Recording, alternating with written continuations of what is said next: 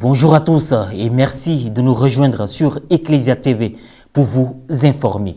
Les élus chrétiens issus des élections municipales, régionales et sénatoriales tenues dans notre pays il y a quelques semaines ont prié ensemble au cours d'une messe solennelle en l'église Saint-Jacques des Deux-Plateaux pour la réussite de leur mission et action. Elle a été présidée par le révérend père Norbert Éric Abécan, secrétaire exécutif national de la commission épiscopale Justice, paix et environnement. On fait le point dans un instant. La rentrée pastorale paroissiale de la quasi-paroisse Sainte-Famille de Nazareth de Yopougon-Jesco a eu lieu le dimanche 29 octobre lors d'une célébration eucharistique officiée par l'administrateur, le révérend père Éric Martial Iapobi. Les orientations pour une année pastorale réussie ont été annoncées, suivies de présentations des groupes, mouvements et associations. Le mercredi 1er novembre, en la fête de la Toussaint, s'est tenue la prise de possession canonique du révérend père Modeste Conan à la paroisse Sainte-Anne de Binao dans le diocèse d'Agoville. La cérémonie d'installation a été présidée par l'ordinaire du lieu, Monseigneur Alessi Touablu Yulo, en présence de la communauté chrétienne. Rappelons que le révérend père Modeste Conan était vicaire à la paroisse Sacré-Cœur de Jésus d'Ondossi. Nous y reviendrons dans nos prochaines éditions. Pour une première fois, élus cadres, hauts cadres et responsables politiques catholiques ont rendu grâce à Dieu le lundi 30 octobre dernier à la paroisse Saint-Jacques des Deux-Plateaux. Ceux-ci répondaient à l'appel du révérend père curé Norbert Éric Abécan de prier pour eux dans l'exercice de leur mission et de leurs actions au service de la collectivité. Pour l'Église, l'autorité n'est rien d'autre qu'un service. Frédéric Monet, Maria Bissier.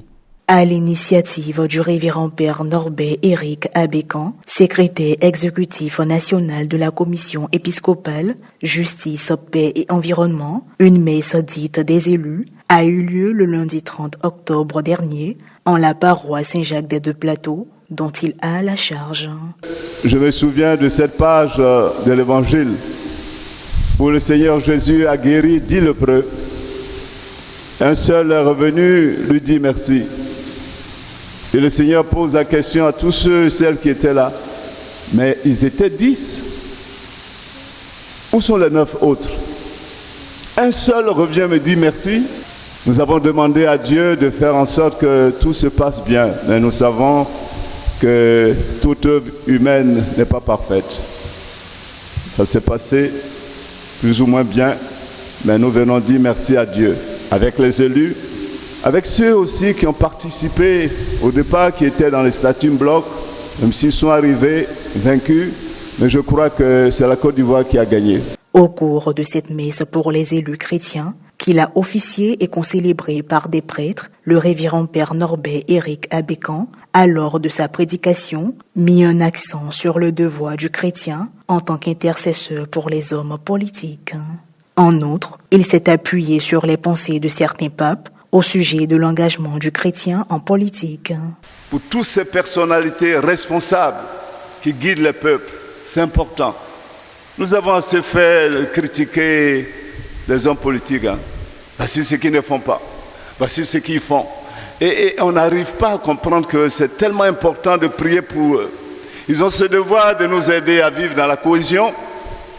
Elles ont ce devoir de nous aider à vivre dans la cohésion sociale, à vivre dans la paix, dans la justice, mais nous avons le devoir de prier pour eux. Le pape Saint Paul VI, le pape Benoît XVI, de vénérée mémoire, qu'est-ce qu'il dit de la politique? Pour l'Église, l'action politique est une manière exigeante de vivre l'engagement chrétien au service des autres. Et il précise que tout chrétien est appelé à vivre cette charité, selon sa vocation et selon ses possibilités d'influence. La messe s'est poursuivie normalement. Le but de cette célébration eucharistique est de demander à Dieu la grâce pour les présidents de conseils régionaux, conseillers régionaux et municipaux, maires, députés, sénateurs, dans l'exercice de leur mission et de leurs actions au service de la collectivité. Les rites de fin ont été marqués par quelques allocutions, dont celle du révérend père René Agbo, vicaire épiscopal chargé du clergé, qui a prodigué des conseils aux autorités présentes. Une prière a été faite à l'endroit des autorités politiques suivi de la bénédiction et de la photo de famille. Et pour nous, cette messe, elle doit se tenir très souvent, plus souvent, pour permettre aux hommes politiques de se tourner vers Dieu et de demander à Dieu de bénir tout ce que nous faisons. Parce que comme on le dit, un homme ne règne que par la volonté de Dieu.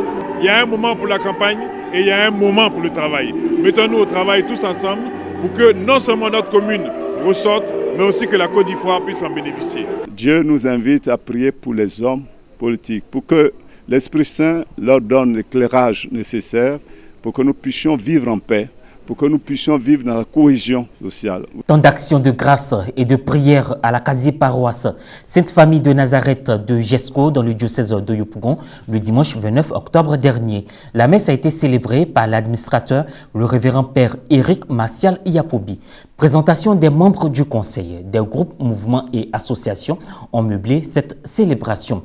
On fait le point avec Morel Poti sur les images de Jean-Yves Essigan. Anciennement chapelle et aujourd'hui quasi-paroisse, la communauté chrétienne de la quasi-paroisse Sainte-Famille de Nazareth de Jesco-Atier, dans le diocèse de Yopougon, a vécu une ambiance priante le dimanche 29 octobre dernier à l'occasion de la messe marquant sa rentrée pastorale paroissiale. Avant le début de la célébration, l'administrateur, le père Éric Martial Yapobi, a rendu hommage au père Bertrand Ofori, qui avait la charge de la gestion de la chapelle et présenté le thème de l'année pastorale. En cette année pastorale, le thème choisi pour guider notre vie, aussi bien spirituelle que pastorale, est intitulé comme suit. Prions le rosaire et le chapelet selon les recommandations du pape Saint Jean-Paul II.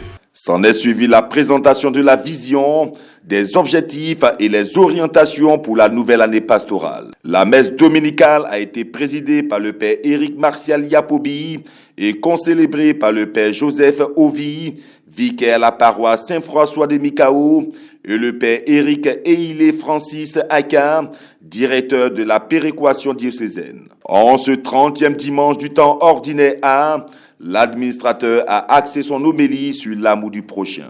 Frères et sœurs, aimer Dieu de tout son cœur, de toute son âme, de toutes ses forces et aimer son prochain comme soi-même, ces deux réalités sont intimement liées dans la pratique.